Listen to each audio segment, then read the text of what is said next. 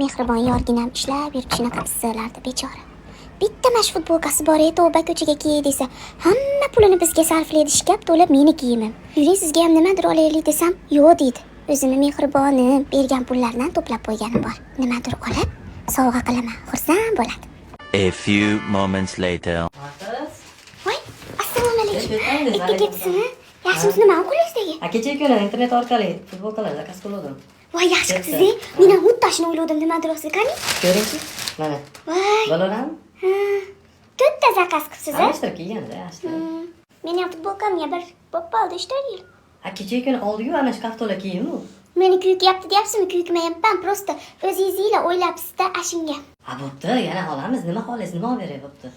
Yo'q, menga kerak emas o'zi. Prosta hali odam qadriga yig'laydiganda, hap bo'lar ekanda, o'zini o'ylab, to'rtta futbolka olib kelsa, hap bo'lib ketar ekan, nima degan.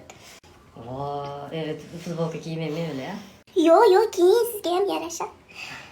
Bo'pti, yuring, ketdik, keyin sizga nimadir olib beraman, bo'pti. Rostami?